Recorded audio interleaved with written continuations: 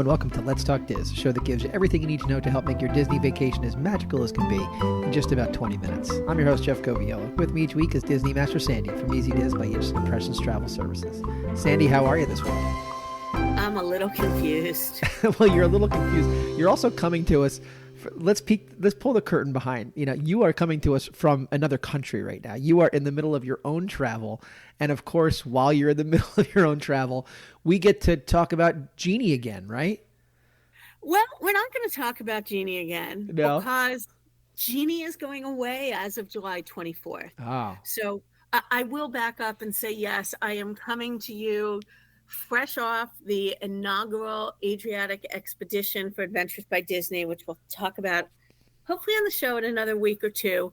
But I have spent some time on the ship. Thankfully, they have great free Wi-Fi, working on all of these announcements. And I am in my hotel in Venice. I am just finishing up my very last day of travel, and we'll make the long haul of going back 6 hours in time to beautiful Newark, New Jersey. Yes. When people think Venice, they think Newark. Those are the two cities that are their sister cities, essentially. I'm excited to hear about that adventure. The landscape is different. The water is kind of similar in color.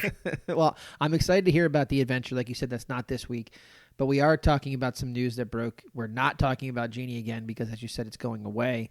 So I guess let's just start off. Tell us where we need to begin. Give us basics, start from scratch. So it was Fast Pass. It was Genie. As of July 24th, it will be Lightning Lane Single Pass and Lightning Lane Multi Pass. So just rolls off the tongue. Just very, very simple. Yes. Lightning Lane Single Pass, Lightning Lane Multi Pass. Okay. We're still going to have 3 ways to ride. You're going to be able to do standby. Again, this isn't going to force your hand to spend money. So standby, show up, get online, and wait. The old-fashioned way is still an option. Great. Lightning Lane is now going to be an option. Again, kind of a combo of what we saw in Genie and Fast Pass. And then there will still be some virtual queue options. So let me just back up there, because you said kind of like what we've seen in Genie and Fast Pass. Lightning Lane, explain that specific. We're paying for an individual attraction, or we're paying for specific attractions. Is that the thought process? Exactly. So they renamed Individual Select Attraction and Genie Plus. Got it. And it's now Lightning Lane Single Pass. So just like the Individual Select Attraction, that Lightning Lane Single Pass is going to be purchasing one individual ride per person. And that's going to be the top ride in each park. We did see a little bit of a change. I used to say to you, it was always the newest ride in the park. And it is not going to be Tiana's Bayou. That's going to be in that regular Lightning Lane multipass. So that multipass is going to make you eligible, which is a big keyword here, for a group of rides. Just like before, there could be anywhere from 12 to 18 options in a park that you are eligible for, but it does not guarantee that you will get each one of those. So I do have to ask a couple of questions, because I've tried to stay away from as much news as possible because I want to get it from you, because I know it'll be real. When we talk about the Lightning Lane individual single pass, sometimes now there had been flexible pricing. Is that going to stay the same, or will it be one price for your single Lightning Lane? I sure wish it was going to be one price. It would make my job so much easier. But of course not. We are going to see surge pricing on the single lane pass and the multi-lane pass and the multi-lane hopper pass. Oh, okay. So that's a nice little new thing. So we may have done a show a couple of months ago, maybe even a year ago at this point, on Universal and some of these other Fast Pass-esque type of situations they have. It sounds like what you're just describing there kind of is kind of getting away from where we were and going more along what some of the competition is doing as well. It's very different than that Little Boy Harry down the road. There, quite frankly, you pay substantially more than you will ever pay in Disney.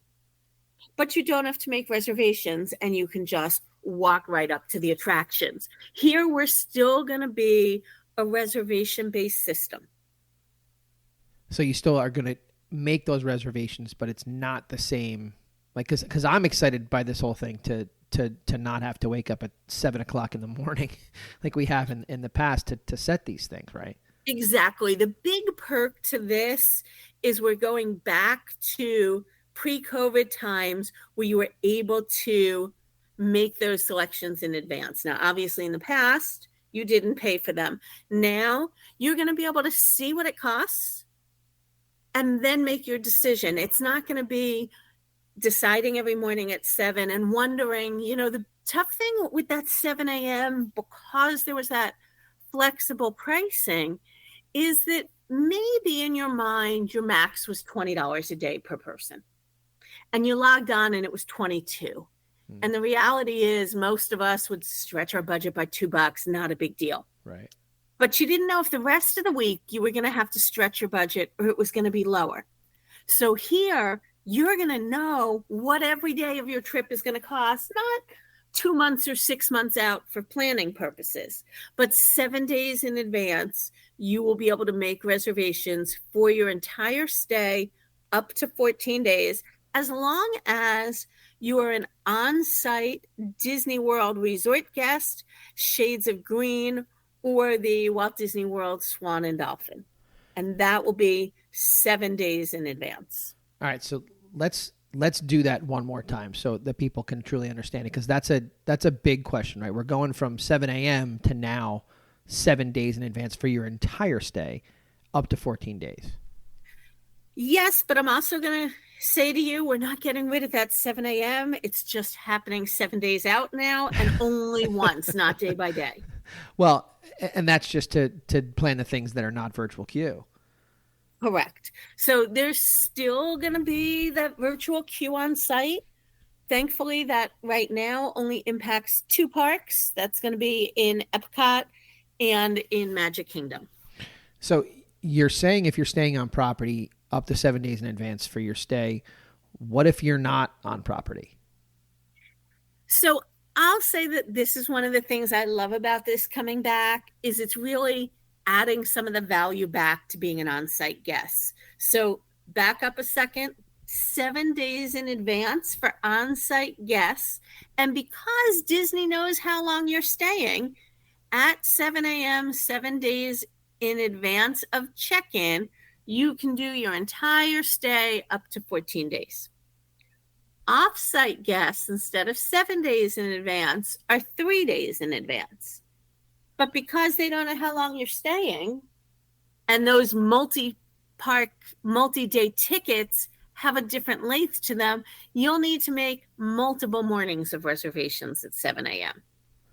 But 3 days in advance of when your ticket is activated is where you can begin to make these selections. Correct.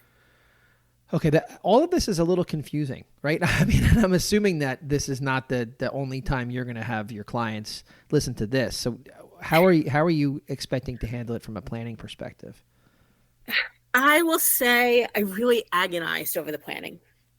And the reason is we provide our guests with guides for planning. We provide them even right before they're leaving, kind of a cheat sheet for each park that says, these are the most popular, do them in this order. Otherwise, again, you are eligible for all of those rides, but if the times fill up, you won't get them. So, for example, if you don't book Slinky Dog Dash in the morning and you go to grab it at 2 o'clock in the afternoon, I can 99.9% guarantee you that Slinky Dog Dash is gone in the afternoon.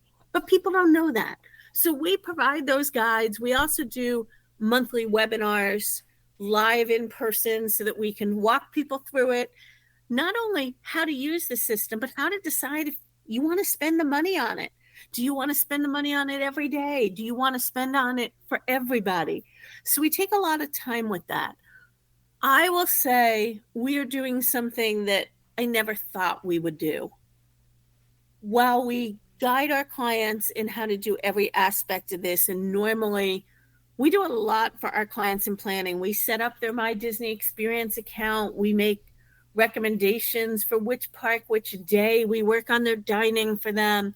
This is a whole new world. And I will be very frank and say, we are not compensated by Disney to do anything, even the explaining on what was Genie and what is now individual Lightning Lane single pass and multi-pass. So we're going to set our clients up with all kinds of tools and guides to do it. But we are offering an add-on service for the first time that will have a fee associated with it. And we will then make all of those reservations at 7 a.m. And again, part of it is we didn't even get to the last little bit of complication. I'm excited. I can't wait. What else could be more complicated? Please hit me up with it. I think, as you said, we've seen so many different changes. So what I'm going to say to people is forget most of what you've known about whatever program you want to call this for the last 5 years and go back in time to when you did 3 selections in advance.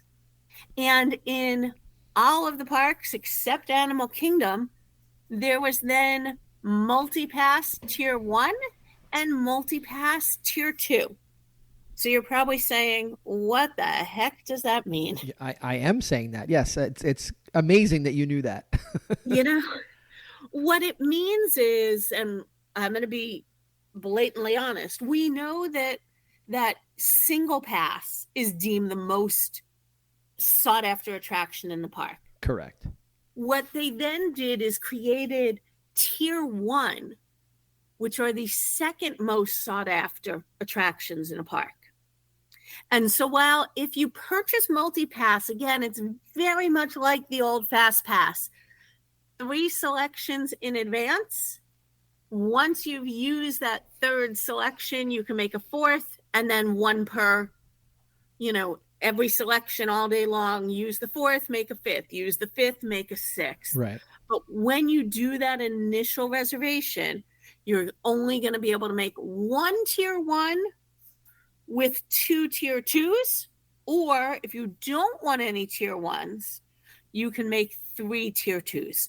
And I know people used to say to me, well, why wouldn't I want a tier 1 if you're telling me the most sought after attraction? And the reason is that about 70% of those tier 1s have height restrictions. Right. So to give you an example, tier 1, Hollywood Studios, Mickey and Minnie's Runaway Railway, Millennium Falcon Smuggler's Run, reopened early yesterday, almost a month ahead of schedule, Rock and Roller Coaster, and Slinky Dog Dash.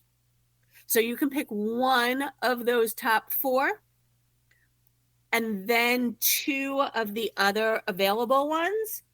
And of course, if you want, you can also pay for your individual single pass selection of Star Wars Rise of the Resistance. Okay, so let me jump off of your hypothetical there just for 1 second, just so folks have an idea of how to navigate their day.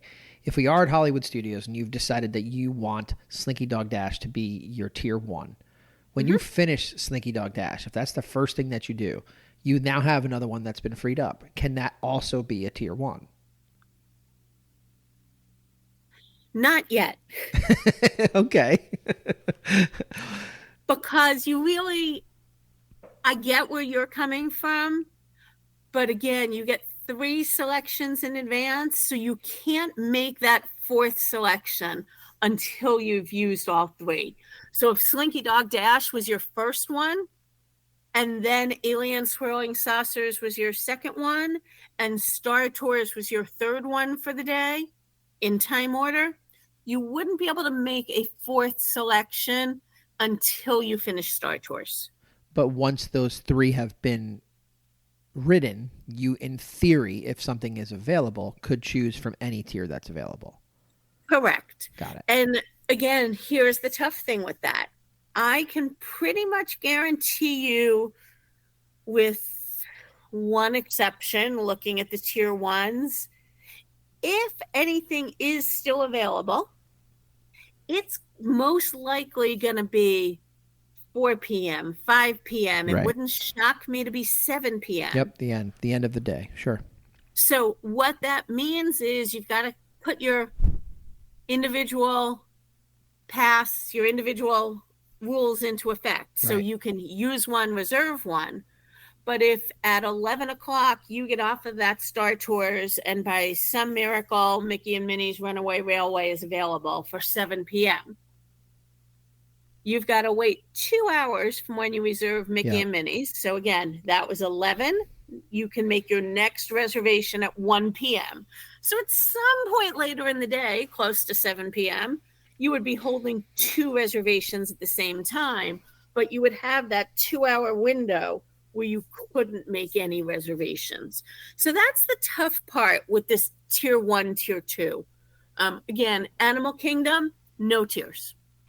So just one more question as far as day to day goes. If we've decided that we're going to book all of our stuff 7 days out, we have flexibility once we've booked that basically until the day of to make the changes on that. Is that something that can be fluid?